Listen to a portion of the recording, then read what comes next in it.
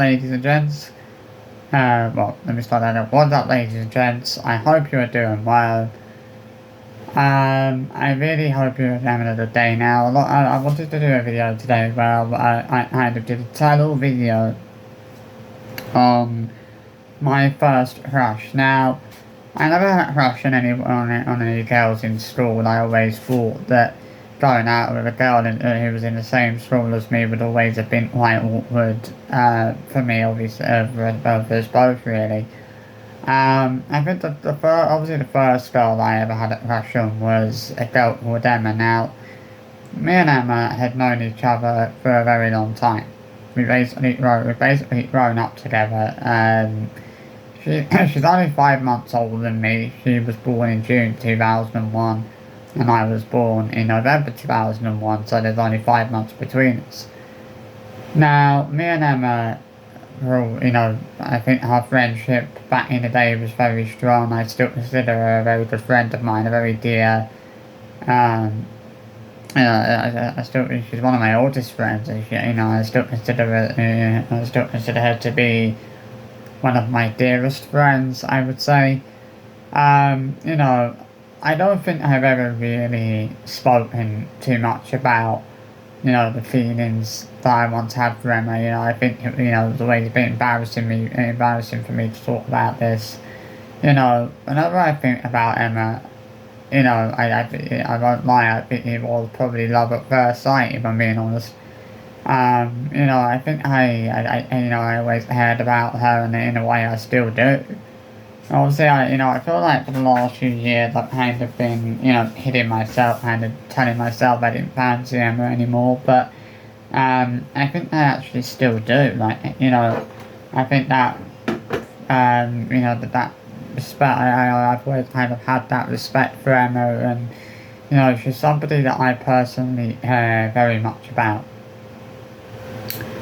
And I think I don't think it's it's shameful to admit that. Whenever I think back to when I was a kid, I always wish that I had asked Emma out. I'm not saying that if I'd asked Emma out, we'd still be together now. I don't think that, but I just wish that I'd asked Emma out, and I wish I'd told her how I really felt about her, because I don't think I ever did tell her that, and I think that that's one of the things that I think has always haunted me for basically my whole life, the rest of for the last several years. It's haunted me, the fact that I never told her how I felt about her, and I've never really told her how much she actually means to me and how much she meant to me back then.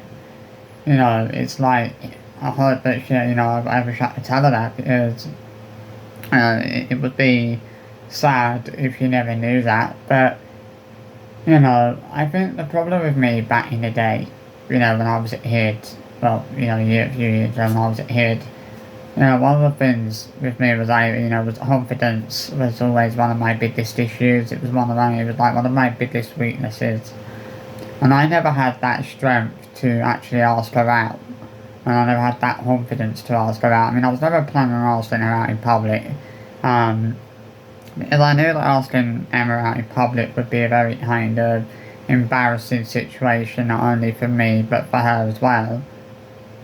And I wanted to make that situation a little bit less embarrassing, which is why I'd always planned on, inviting her back here to watch a movie, and then I was going to ask her out here. I wasn't going to say, I wasn't going to start telling her how I felt about her in public and then ask her out in front of a load of people, because I knew that she'd probably be more likely to say no if I did that. I think one of the things that I always feared was rejection. I always feared that Emma would say no to me, and I guess I was always telling myself that me not asking her out was the best way to avoid dealing with that pain of the rejection, and dealing with that pain of her saying no. Because I think the issue is, I think I fancied her so much at the time.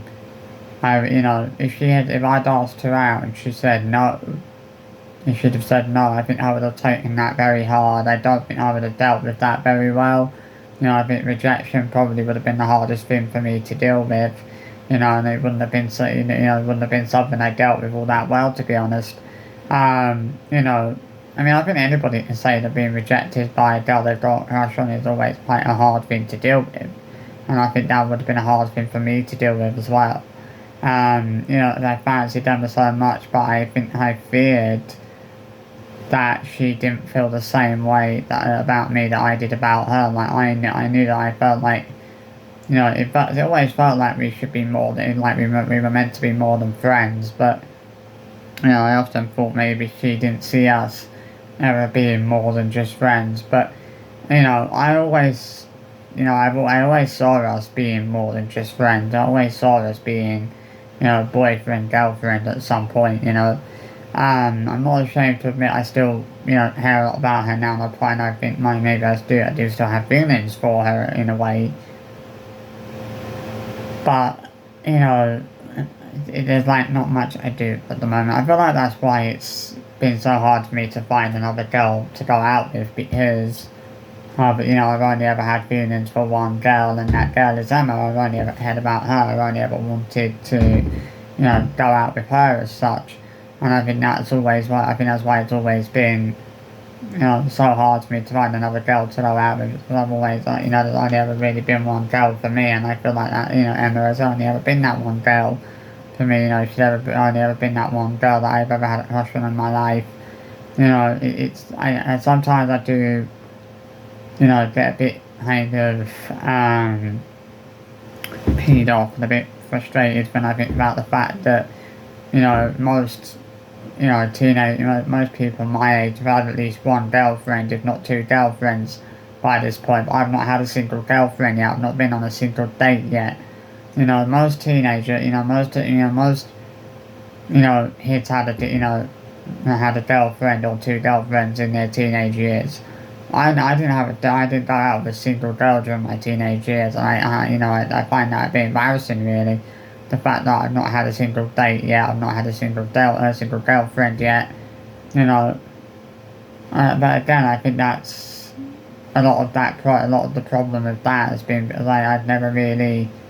there's only ever been one girl that I cared about, and there's only been, one girl that has ever, that I've ever loved and I've ever adored, and I think Emma was that girl. You know, Emma was a very special person. You know, she's always been quite special to me. She's always meant a lot to me. And it's just hard knowing that she doesn't know how much she's always meant to me, and I find that really difficult, you know. I mean, obviously, the thing I loved about Emma, and I've always loved this about Emma, was that she wasn't a judgmental, she's never really been a judgmental person. And I find it ironic saying that because I feel like I've become quite a judgmental person as I've gotten older. I feel like I've become a lot more judgmental, but Emma's never really been like that. Emma's, from what I remember, Emma's never really been a judgmental person, and I've always kind of liked that about her. I've always, you know, that's why I've always had so much respect for Emma. If she wasn't a judgmental person, that's why I've always respected her, and I've always heard a lot about her. You know, I often thought that, you know, I've often sat and thought to myself, like, what would I say if I saw it? What would I say to her if I saw her in the street? Like, I've always thought it would be so awkward, but I honestly don't think it would be that awkward for us. I think, you know, I think, you know, it really wouldn't be, to be honest. I mean, would it be a bit stupid for me to admit that I still care about Emma even now? Well, I feel like that maybe it's a bit childish, you know. It's like, you know, a bit soppy to admit I still maybe have, you know, in a way, have feelings for Emma. I feel like, you know, for years now I've been kidding myself, and I've been telling myself that the feelings that I once had for Emma weren't there anymore. But I think in a way those feelings that I had, you know, for Emma at once upon a time are still there, and I think, you know, they, for some or other reason, have suddenly, you know, those feelings that I once had for Emma have suddenly come back to the surface and have suddenly reignited themselves. And it's only been reignited, and, you know, I do find it hard to think, you know, what life would have been like had me and Emma dropped together, you know. it always felt like, you know, that was what it was meant to be like. You know, whenever I think about back there, let me let my tongue in. Whenever I think back to memory with kids, I remember there was always that, it always felt like there was that spark there, and there was always, it always felt like there was something between us, you know, it always felt like, you know, that friendship that we had was very special, and it was a friendship that meant so much to me, and I just wish that we had been more than friends. You know, I wish I'd had the, you know, the confidence to ask Emma out and to tell Emma how I really felt about her. You know, there was times where I thought maybe writing down my feelings would be more easy than actually saying them. And that's the thing with me, I've always thought that maybe writing things down would be more easy than saying things. And this is one of those times where I think, well, you know, I used to write, you know, I used to think maybe writing my feelings down, grammar down would be easier than actually having to say the words, you know, and get the words out of my mouth. But I remember there was, you know, whenever I always used to want to invite Emma back here and watch a movie. But every time I want to say that to her, like, you know, the words wouldn't come out of my mouth. You know, she made my heart, she really did make my heart skip a beat whenever I saw her, you know. I think I'm not, you know, I don't feel ashamed for saying I loved Emma, and you know, in a way, I've always loved her, and, you know, I've always cared so much about her. Like, if I saw her now, I'd want her to know that I care so much, I still care a lot about her as a friend, and that I'd always be there for her, to show, you know, and you know, to support her in a way, you know, as friends do. I want her to know that she had someone to talk to if she needed it, you know, a shoulder to cry on or whatever. I mean, I think as I've said, I think the hardest thing for me is the fact that Emma's never really known just how much I really liked her and really cared about her. I think, you know, that's probably one of the most, you know, I think that's probably one of the toughest things I've ever had to deal with, you know. I mean, as I said, you know, I've always loved Emma, I've always adored Emma.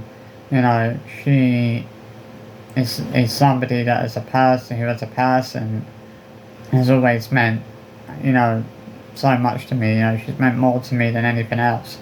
You know, she's always, I won't say she's meant more to me than my own family members have, but she certainly meant a lot to me. You know, she still does.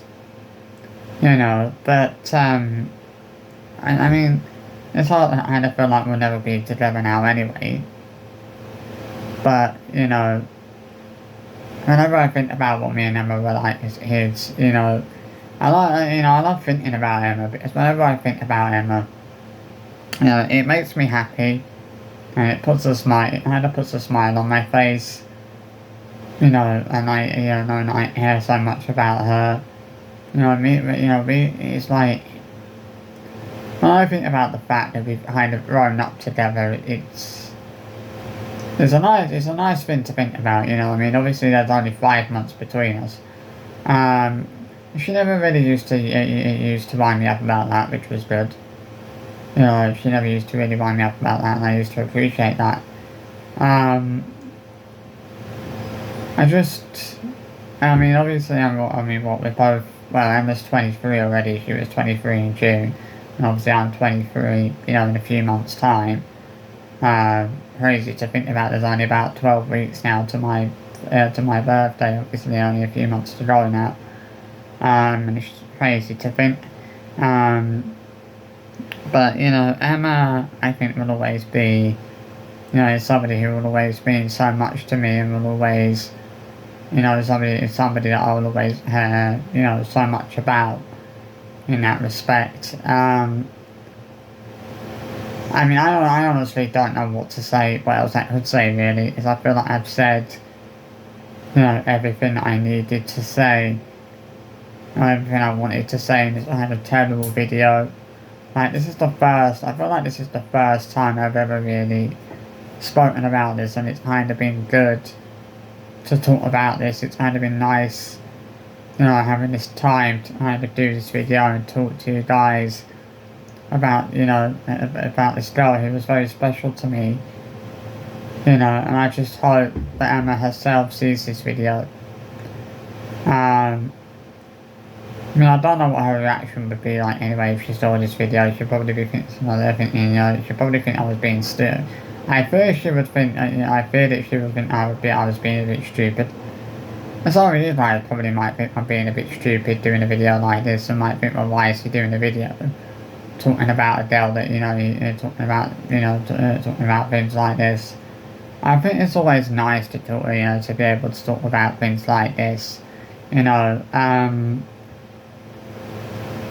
just wish that Emma, as I said, the only thing I really wish for is that Emma knew how I once felt about her, and knew that, I did like her and I did want to be with her. But she probably didn't think I was interested in her back then. She probably didn't think I was interested in her, probably didn't think that I liked her all that much, but I actually did. I liked her more than, I loved her more than words could ever, more than words could ever say. I cared about her more than she would ever think I did, more than she probably thinks I ever did. I just wish that I told her back back when we were younger. I just wish I told her, like, how I really felt about her, because I know that things would, things would have been so different. But as I said, one of the things that always scared me was the thought of her rejecting me and saying that she wasn't interested, and I think, I was always scared by that thought that maybe she didn't feel the same way about me that I did about her. But again, I've never ever known how she really felt about me back then. It's like a two-way thing, really. She doesn't know how I really felt about her back then, and and I don't know how she really felt about me back then, because that's something that we've never really, that's something that me and Emma have never really had the opportunity to sort of, talk about, and never really had the opportunity. We've never really, this is a thing I'd love to sit down with her, spend some time with her, just, have a catch up on old times, I guess. I just wish I had, a way of contacting her. I don't have her phone number. I have been looking for her on Facebook, but I can't even remember her surname, which I always think is quite funny. All the years I've known her, and I still don't even know what her surname is. I've never actually knew, I've never actually asked her, asked what her surname was. And I kind of wish I'd asked her that. This is a girl I've always fancied so much. Yeah, I don't even know what her surname is. I mean, it's hilarious. But it's also kind of embarrassing, thinking about I fancied this girl so much, but I don't even know what her flaming surname is, I just wish, as I said, there was a way that I could get in contact with her, or, get back in touch with her again, and it would be nice to be able to do that. It would be nice to be able to get back in contact with her again, and, speak to her again after so long.